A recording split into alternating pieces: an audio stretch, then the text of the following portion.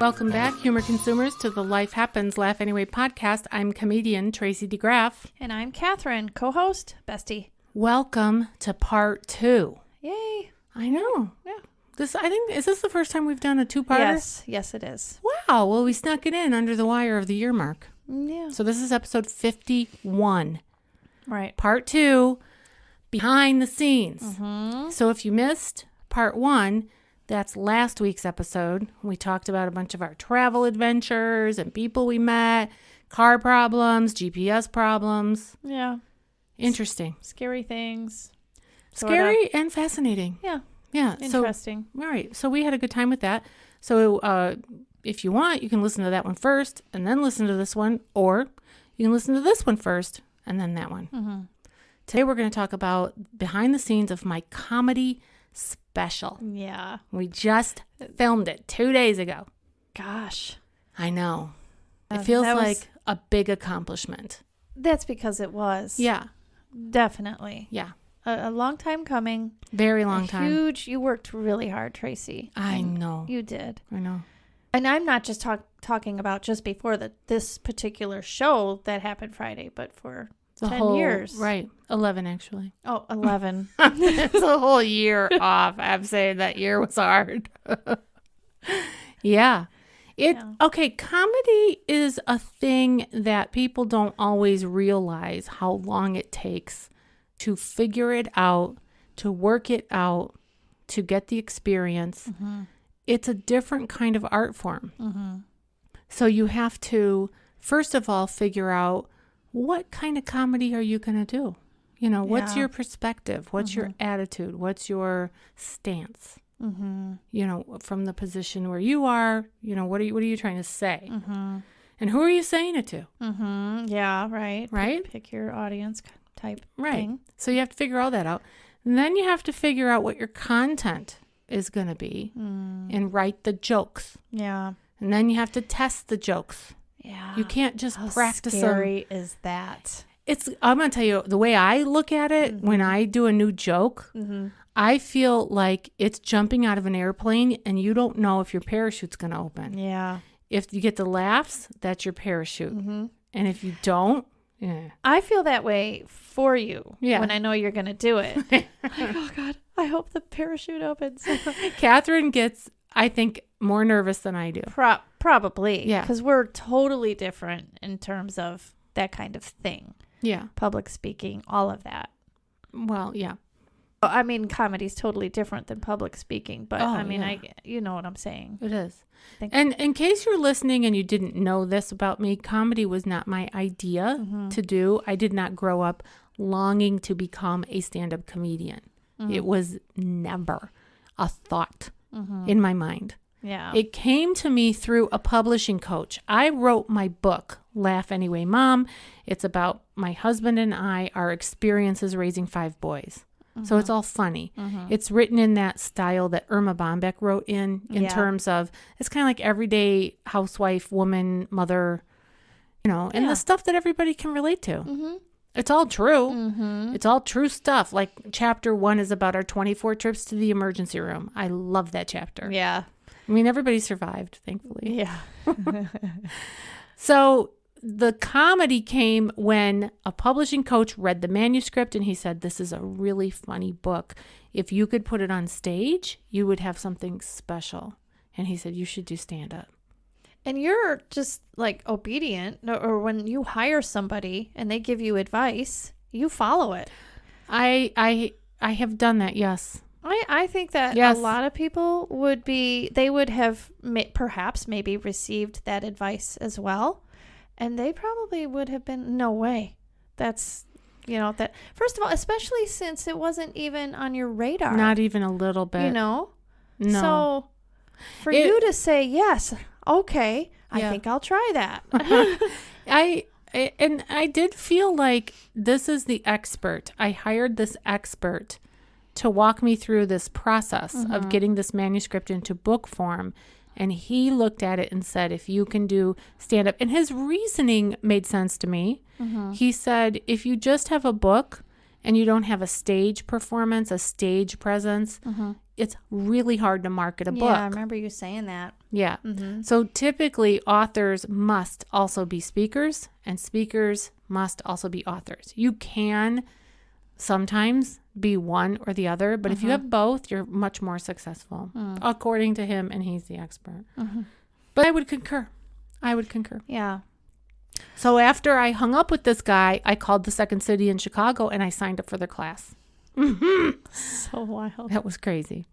Yeah. Yeah. And that began the journey 11 years ago of starting, when I first went to that Second City class, it was after church. It was on Sundays, like at 3:00. So I would go to church in the morning, and then I'd go right from church, to lunch, and then to the Second City in Chicago. Yeah. And I don't drive in Chicago. Right. Hate it. So the first week, Ron had to drive me there to show me where to go. Yeah. Because even with a GPS, and I don't even remember what kind of GPS, we might have had a Garmin back then. Probably, yeah. But I didn't know where to go, and what if it was wrong? And so he showed me, and I walked in there, and I could see all those iconic pictures on the wall, like the Belushi's and, Gilda Radner and, Chevy Chase. And I was like, Here's the church lady. I'm coming. And my first day, I know you remember this outfit that I had. I had a purple or plum suede skirt. Oh. And I had boots, and I was wearing a corduroy purple jacket. That I remember. Yeah. So I was like coordinated in my plummy purple outfit with corduroy and suede. And I looked like a middle-aged woman who had just come from church. Yeah. That's exactly how I looked. I walked into this class, and there were like 5 or 6 boys that looked like they hadn't been to church. They looked like they hadn't been to bed yet. And even my teacher, Dan Telfer, was my teacher, young guy, comic, stand-up comic. And he then proceeded to teach me and these boys how to become stand-up comedians. And his first assignment for us was to go out and do open mics. He gave us a list of all the open mics in the Chicago area. He said, go try some jokes. You are so brave. I know. Yeah, you know what? It's not just the bravery. It's like, I feel like courageous is another level. Bravery? Yeah. Because you are courageous. Like I you think just that have this courage. Like, part of it is tenacity. Yeah. Part of it is just not giving up and plowing through and just like pulling up your big girl pants and just doing it anyway, which is why I love that my book is titled Laugh Anyway. My show is Life Happens, Laugh Anyway. I like the anyway word because there are barriers to everything. Yeah. Yeah. It makes me think of when we saw Christy Wright. Yeah. She I encourages women to start their passion, their hobby, and make it into a business. And she works under the umbrella of Dave Ramsey. Anyway, we saw her, and she said, do it scared. Yeah. And she showed a clip of, she was on the panel. Oh, that was so funny. Yeah, one of the TV Fox networks. News. Yes. And they were talking way out of her league. And the camera pans to her, and she's a little bit wide-eyed, but then she just did it scared. Yeah. And and if you're listening and Christy Wright is not on your radar, look her up, especially if you have a desire to become an entrepreneur. She offers a book and courses on how to do that with a plan. Yeah, the Business Boutique. Yeah. And it's Christy Wright with WRIGHT. Yeah, yeah, very good. So after I did those open mics for a few years, and then I hooked up with my good friend Michael Isaac, who became a good friend. We had a mutual friend who connected us. Michael was a stand-up comic. He had been through the Second City and was in the conservatory at a period of time, which is something that you have to audition for, the Second City Conservatory. Okay. My class, anybody with money could take my class. Okay. But Michael was in that. And he was kind of on the fence of whether or not he wanted to complete the session or whatever it was. He wanted to write a book. I wanted to do stand-up. So we kind of exchanged ideas. Well, he helped me and coached me the first couple of years that I was doing stand-up to get some of my jokes together, get my act together. And we went around and did open mics at the Barrel of Laughs in Oak Lawn, Illinois. That place, I love that place. It's no longer there, but Yeah. it was amazing. Bill Brady, amazing host and wonderful guy. So I had a lot of good memories there. And then I did any stage that would take me. Comic book stores. I did American Legions. I did the Moose Lodge. Remember the time that I did the Kansas Street Grill. Oh yeah, I did remember. Oh, I texted you from there. Yeah. I'm like, I'm done with this. Yeah. This is ridiculous. Because I was on stage with other comics, and my audience was Christian women, and their audience was not. Let's just put it at that. So sometimes their content, even at the Second City, a lot of the boys that were in my class, their content would be considered R-rated, not PG, not PG-13 clean comedy. Yeah, and maybe even worse than R in some respects, like X in a way, because they just went into topics that I would never dream of going into. Well, would you say just more vulgar? Yeah. Because, it might not be the same as rated X, just vulgar. Yeah, just the topics and bringing the brain to those places. It's like, ugh. Anyway, it just wasn't my cup of tea, and it's something that, other people, that's what makes them laugh, I guess. But anyway, it was a struggle for me because I had to keep going. There were no churches giving me an open mic stage. Right. Right. Come and practice your comedy at our church. No. That's where you had to get your experience. Well, and I can see where that really helped with that comedy muscle for you. Yeah. It just was more character building. Go Tracy. You can do it. Yeah. Well, that's really true, is really building your confidence and also building your act, because you have to try the jokes. You have to try them. If the audience laughs, they're funny. If they don't laugh, you go back to the drawing board and keep on working it. What else was I going to say about doing those open mics? Oh, the time that I did the North Judson, Indiana Mint Festival. Oh, yes. We live in Illinois. Yeah. North Judson, Indiana is not anywhere near our home in Illinois. It's really. a couple hours away. Yeah. But yet we're on almost to the border of Indiana. So we're only like 20 minutes from the border. And I just don't have a good mind of, oh, yeah. I said, Indiana. Oh, yeah. We're close to Indiana. Oh, Indiana's a big state. Yes, it is. I agreed to go do this gig at the Mint Festival in North Judson, Indiana. And it was hot. Yeah, it was in the summer. Oh, it was hot. And it was in a gym. Ugh. No air conditioning. No windows. So it was just like being in an oven. And it was really tough. Right. And no money. But you were thinking it's stage time. Right. And they paid me with mint. They gave me a bottle of mint. But you found out later that that's like really, really precious. Right. To get to have this extract of mint is a big deal, but you didn't know that at the time. Well, they told me that. Well, no, what they did tell me, they said it relieves stress. So if you smell it, it relieves stress. So all the way home, I was like sniffing my mint. Yeah. That I got. So that was an interesting one. And then remember the time I did that like junior high little kid fest.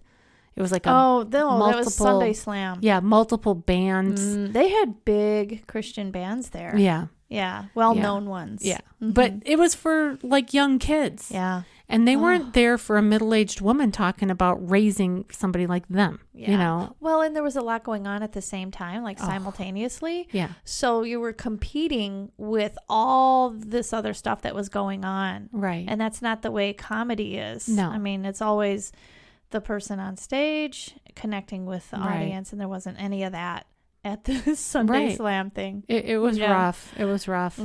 So surviving all of that, and that was several years. And then I got my act together. Life happens, laugh anyway. And I started doing it in churches. And then I took that job at Southwest. Then I left the job at Southwest. And then I got cancer, or I discovered that I had cancer. Yeah. So then I had to put everything on the back burner for like a year. Then I came back. And then I started doing shows at breast centers and hospitals. And then the world broke because COVID came. Pandemic. Right. So right before the pandemic, I had acquired a manager.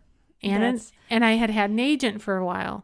So now I was starting to get some things together. Yeah. And we did a rebrand. We did a brand new website. We did a professional photo shoot. Yeah. It was so much fun. Yeah, things were getting really exciting. Yeah. And that was in December of 2019. That's right. So we didn't know what was coming. Yeah. Yeah. And our whole church really encouraged me because I did not have the resources to pay for a rebrand, to pay for photos and the consulting and for wardrobe and for all the stuff. Yep. And so my manager put together a budget of what I needed, and I just put the word out there that, this is what's needed to move forward to the next step. And over 100 people donated the money to help me so that I could do this. And I was just so humbled by that. Yeah. And I not only humbled, but I think emboldened to be even to like, this is from the Lord. Yeah. And I don't have to worry about it. We'll just keep going. Yeah. Yeah. So, but then, what happened with COVID? COVID happened and everything shut down. And we thought it was only going to be a couple weeks. 14 days, they said. Yeah. But it wasn't like that. Yeah. So now here we are in 2021 and we're picking up where we left off, because the next step after doing the rebrand and the photo shoot and all of that, the next step was to do a brand new video, a new comedy special. We didn't get to do that. So we picked that up and we just filmed it last Friday. And you tell the audience what you think it was like. Well, like your manager said, you knocked the ball out of the park.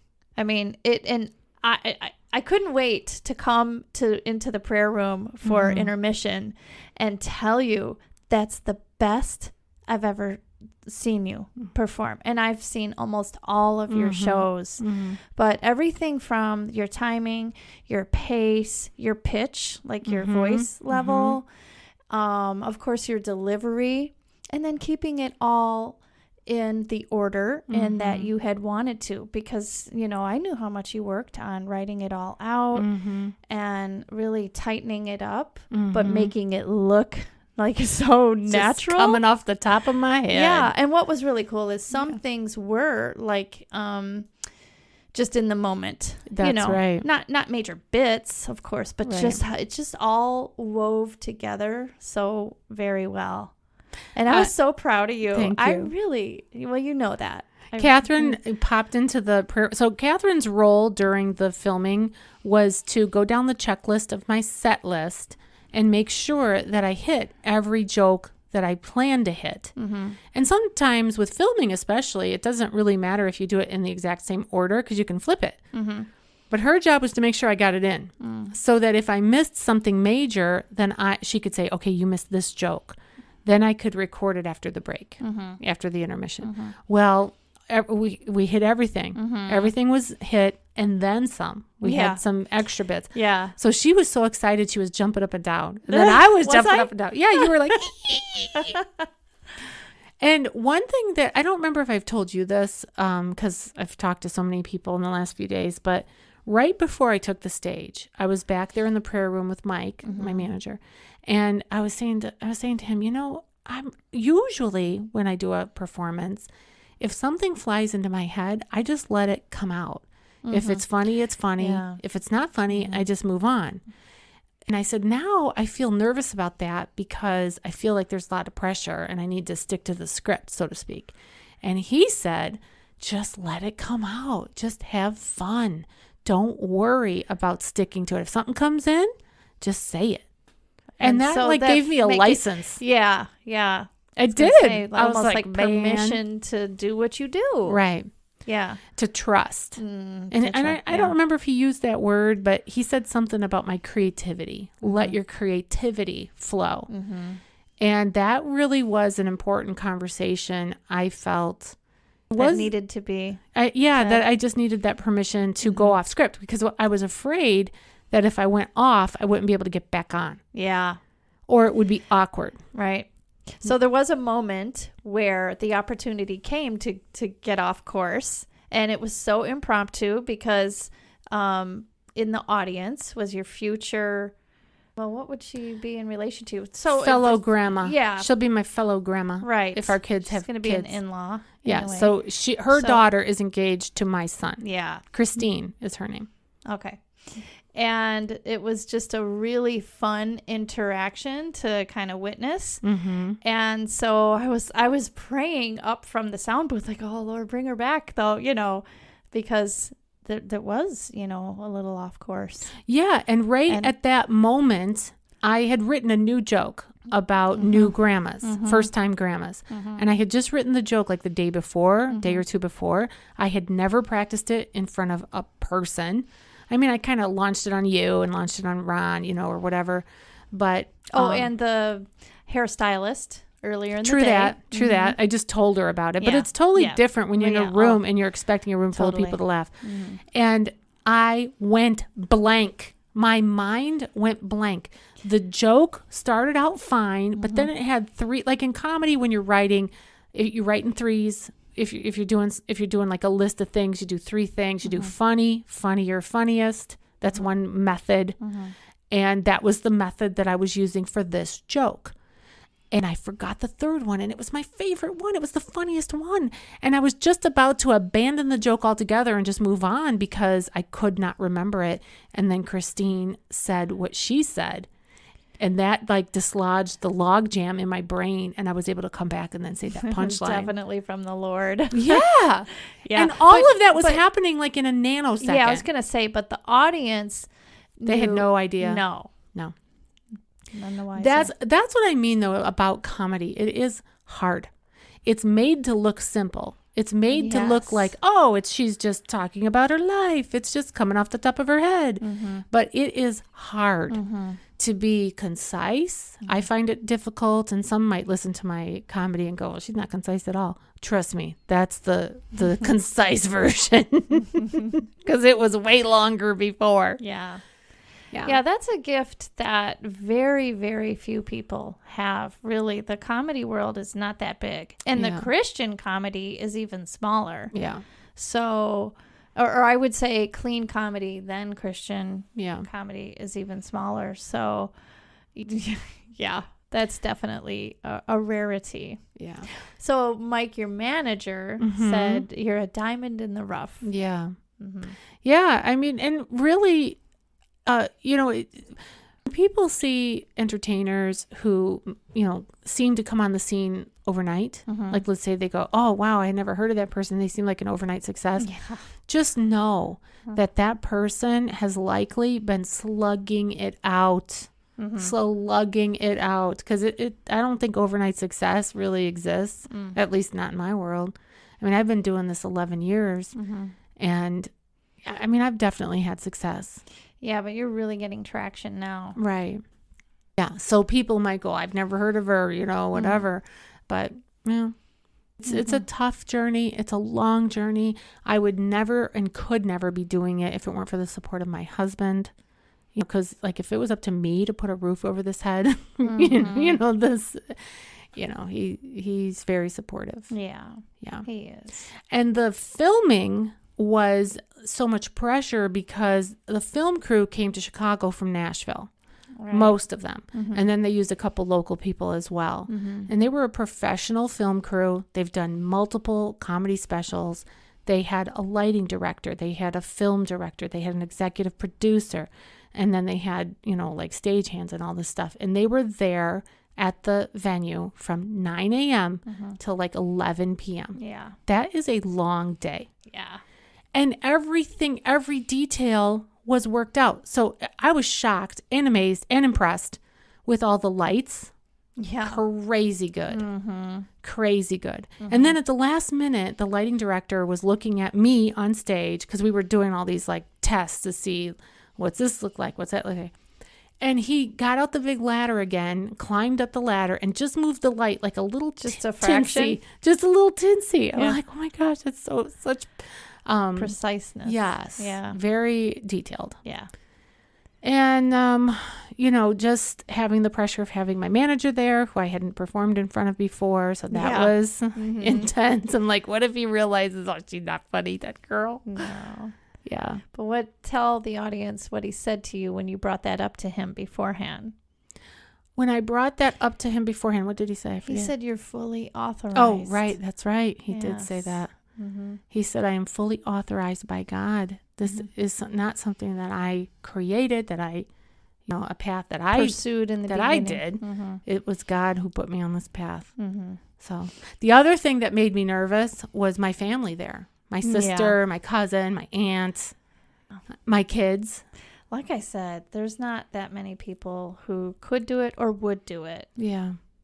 Yeah. And, when I was talking with someone afterwards, and they said maybe that pressure really made you shine. Like some people crumble under the pressure and other people rise above it, and it just sort of sails them forward. So we'll see. Yeah.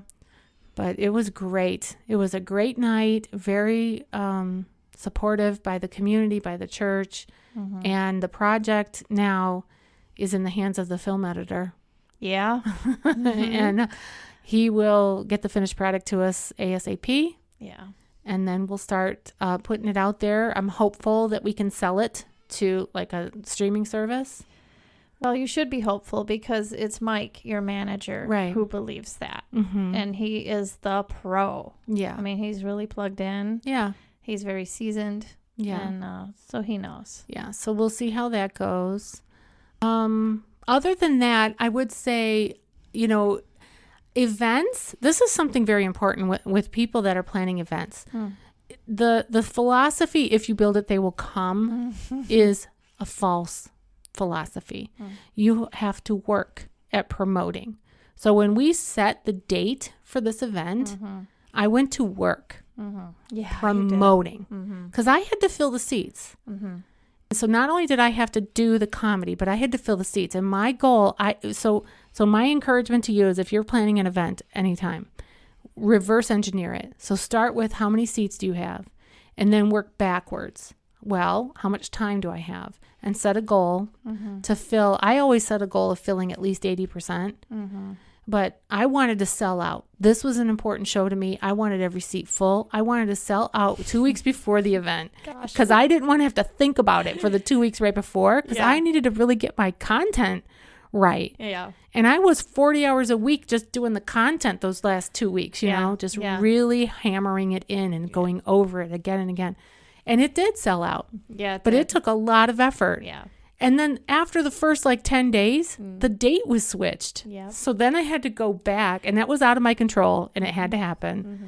So the date was switched. I had to go back and I had help. My volunteers went back and took down all the posters that were up, put up new posters.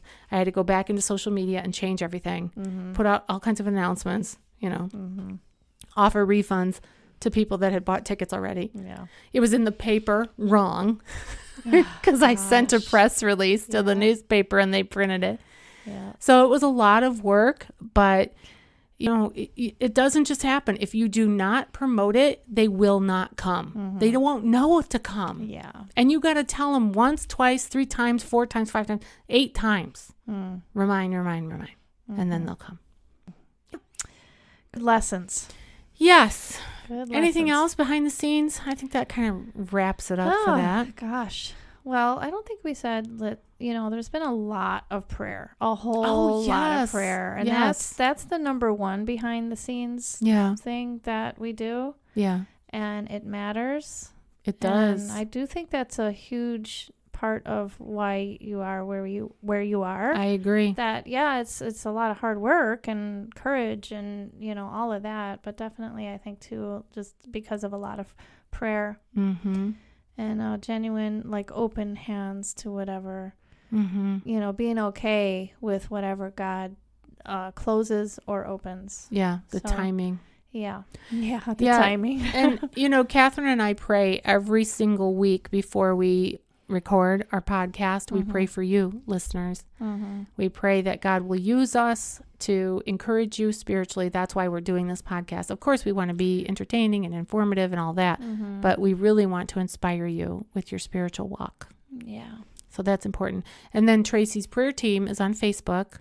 If you want to join us there, you can. It's just a group, a Facebook group page, and it has a calendar there that our dear friend Christy helped me to create back in 2012 when I was just getting rolling. And there's scripture in the prayer calendar, so you can read through the scripture and you pray over different topics. So it's great. Yeah. Awesome. All right. Well, this has been a fun episode, and thank you for tuning in. You've been listening to the Life Happens Laugh Anyway podcast. I'm still comedian Tracy DeGraff. I'm still Catherine. All right. We'll see you next time. Bye.